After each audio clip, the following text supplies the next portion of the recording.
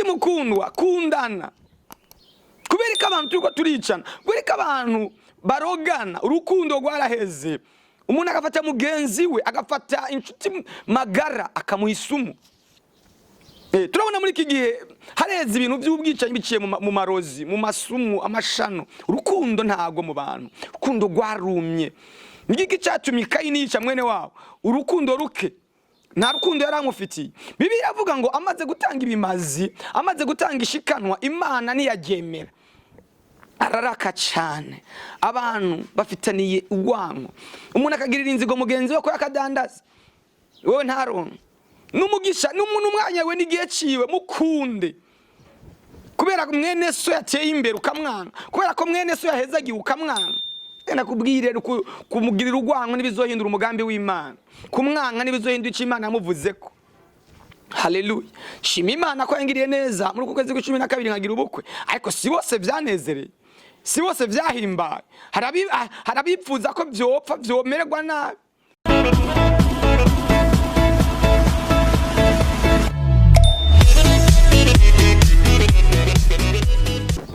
Bwana Yesu asifiwe. Turahaye kaze kuri BAHO TV online muri kumwe na mwene so Olivier Dusabe. Imana ibaha umugisha. Tumaze iminsi cyo turasangira ijambo ry'Imana rivuga ku nkingi zitatu zikomeye za rutura zitugira abantu bakomeye kandi twara abantu basanzwe, twara abantu babone kumenga nabo hasi zikatugira abantu badasanzwe. Twaravuganye ku nkingi ivuga ku gusenga, turavugana ku nkingi ivuga ku gutanga. Uyu munsi tugiye kuvugana ku nkingi y'urukundo.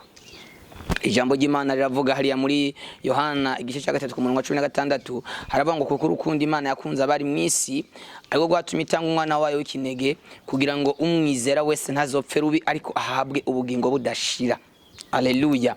Ikintu gikomeye cyane iyo tuba twasoma umurongo abantu barawufashe ku mutwe cyane ariko kugira ngo Imana itwigarurire kugira ngo Imana itwihereze byayisabye gutanga umwana wayo. Bibiliya iravuga ari mu byahishuriwe Yohana wahabonetse igitabo kugira ngo habone ku mumarayika cyangwa umukerubi cyangwa umuserafi yoza gucungura umwana w'umuntu. Abamarayika bose barabahijya biranka ariko bamaze kubura Bibiliya iravuga ngo Yohana ngo arizwa cyane nuko hatabonetse ushoboye kuzingurura ico gitabo. Bibiliya iravuga ngo mukanya yumvijwe rimubwira ngo ntacurira Yohana intare umuryango wa Yuda yaranesheje. Rero Yesu yemeye kuza atanga ubuzima bwiwe atanga amagara yiwe kugira ngo aze kuducungura n'urukundo rwabimuteye. Haleluya. Abantu baravuga ko bakunda Imana, abantu baravuga ko basenga ariko iki kintu cyitwa urukundo rwaragiye rurayonga rwarayoyotse ntirugira imizi rwarumye. Reka nababwire igiti ntigishobora kubaho kitagira imizi kiruma. Umuntu rero atagira urukundo mu buryo bw'umwuka aruma. Tubwirizwe Imana idusaba kugira urukundo. Bibiliya iravuga hariya mu Bikorino abantu bavuga ngo naho novuga indimi z'abantu n'iz'abamarayika ariko nagira urukundo ntaco byo bimaze byo bari ubusa. Ndagenda kubwira ngo naho wovuga gukorera Imana utagira ingabire y'urukundo byo babipfuye. Haleluya. Imana icyatumye itwiyegurira nuko yadukunze. Bibiliya iravuga ngo Imana imaze kurema umuntu imushira mu itongo ryiza ririmo ibintu byose irishira mu inzuzi zo kurivomera ariko umwana w'umuntu atakaza ubusabane n'Imana. Imana iri mu ijuru yibaza ingene umuntu azosubira kugirana imigenderanire n'umuntu n'Imana. Iravuga ngo reka ndabe ingene no bigenza. Adamu amaze gupfa amaze gutakaza destiny amaze gutakaza icerekezo amaze gutakaza iyo Imana yakira mujana Imana itegura Yesu kugira ngo aze kudupfira. Nshuti mukundwa kundana kubera ko abantu turiko turicana kubera ko abantu barogana urukundo rwaraheze umuntu agafata mugenzi we agafata inshuti magara akamuhisumu. Turabona muri iki gihe hareze ibintu by'ubwicanyi biciye mu marozi mu masumu amashano urukundo ntago mu bantu urukundo rwarumye. Ngiki cyatumye Kayini yica mwene wabo urukundo ruke nta rukundo yaramufitiye. Bibiliya avuga ngo amaze gutanga ibimazi amaze gutanga ishikanwa Imana ntiyagemera araraka cyane abantu bafitaniye urwango umuntu akagirira inzigo mugenzi we ko yakadandaza wowe ntaronka n'umugisha n'umwanya we n'igihe ciwe mukunde kubera ko mwene so yateye imbere ukamwanga, kubera ko mwene so yahezagiye ukamwanga. Nakubwire kumugirira urwango nibizohindura umugambi w'Imana, kumwanga nibizohindura icyo Imana yamuvuzeko. Haleluya. Shima Imana ko yangiriye neza muri kwezi kwa 12 nkagira ubukwe, ariko si bose byanezereye, si bose byahimbaye. Harabipfuza ko byopfa byomererwa nabi. Ariko byarabaye kuno ushobora guhagarika umugambi w'Imana. Kini kintu gikomeye, niwagira urukundo bizokuduza ku yindi level, bizokuduza ku yindi ngazi. Niwanezerere guhezagiwe nawe Imana izoguhezagira, niwahezagirwa uwaguze imodoka nawe Imana izoyiguha. Ariko Imana yayimuhaye nizo imwaka kubera ko wamugiriye inzigo, Imana nizo imwaka kubera ko wewe wamugiriye ishari. Kundana. Abantu turiko turapfiki, abantu turiko turapfiki. Urukundo rwaraheze, urukundo rugenda ruyoyoka. Nimukundane. Biravuga ngo nimukundane nkuko nakunda. Nushaka kuvuga ngo ndakunda Imana, wanka mwene so, wanka inshuti yawe iri hafi yawe.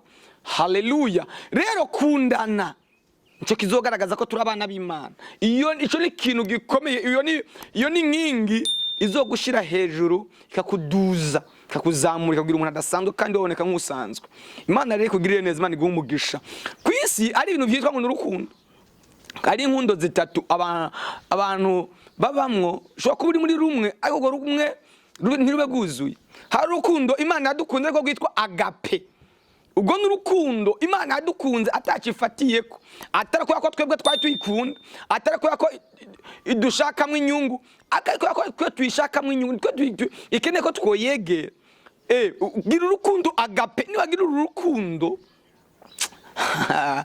haleluya, ubwo ni urukundo Yesu yadupfiriye. Umuntu agakunda mugenzi we atanyunga muronderamwe, ugakunda mugenzi wawe atakindi kintu mushakamo. Ubwo ni urukundo rwa agape, urukundo rw'Imana. Hari n'urundi rukundo rwitwa eros. Haleluya.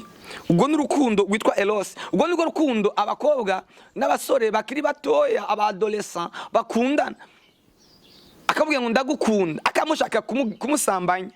Ndagukunda, ashaka kumukoresha ivyaha.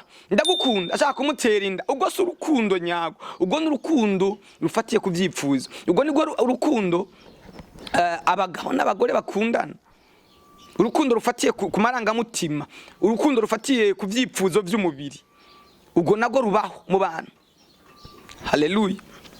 Akaba n'undi rukundo rwitwa phileo. Phileo ni urukundo abantu bakundana hagati y'abavukana. Rwa rukundo ukunda mwene wanyu, rwa rukundo ukunda mama wawe, rwa rukundo ukunda umwana wawe. Ubwo urukundo rwitwa phileo. Haleluya. Ubwo rukundo rutandukanye na agape, rutandukanye na eros. Phileo uba oblige gukunda umuntu, uba oblige gukunda umwana wawe. Nawe aba yakugire nawe ugapfa kumukunda, ntako ndi mubugire, ntako ndi mu mugenzi. Ariko urukundo numva rukomeye cyane n'urukundo rwitwa agape. Haleluya. Ugira neza umuntu utamushakamo inyungu. Ari abantu bafise urukundo rwa rundi umuntu akunda inka. Muravuga ngo ujya nkanje ndayikunda ariko ashaka kuyishora, ngo iravyibushe, ngo iratotahaye, ngo isa neza, agomba kuja kuyigurisha. Ngo ijya nkoko yanje ni nziza, akandi agomba kuyibaga ariko arikarihiza umupanga. Abantu bakubwira ngo baragukunda, akakujana mu kabare, akakujana kukugaburira, mugabo kuguha uburozi, agomba kuguha isumu, agomba kuguha uburozi, agomba kuguha isumu. Oyo gose urukundo rw'Imana. Urukundo Imana dushakamo ni agape. Haleluya. Nimukundane, urukundo ruzotuduza, urukundo ruzotugeza ku yindi ngazi, ku yindi standard, ku rundi rugezo, ku yindi ngazi. Harandi yani Imana ishaka ko tugera abantu basenga, tuve mu bintu vy'amaranga byo kubeshana ngo turakunda kandi tudakundana. Abantu bafiki, abantu basengana, bagahana uburozi, bagahana ishano, kandi basengana, kandi baririmbana. Sigo rukundo. Nimukundane nkuko Imana bakunze. Adamu na Eva bavyaye abana babiri. Bari abana babiri bonyene. Isi yuzuye abantu babiri, yarimwe abantu bane.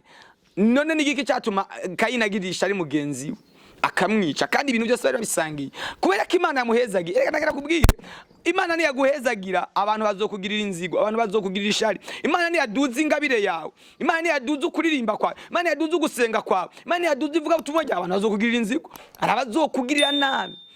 abantu barabaye nabi, abantu barononekaye, abantu bariko barapfa ubusa, bariko bapfa ibintu bidafadika. Nimukundane nk'uko Imana yabakunze. Urukundo rero rwaraheze mu bantu. Umuntu agafata se wiwe yamuvyaye akamwica, umuntu agafata umuryango aho bavukana akabica.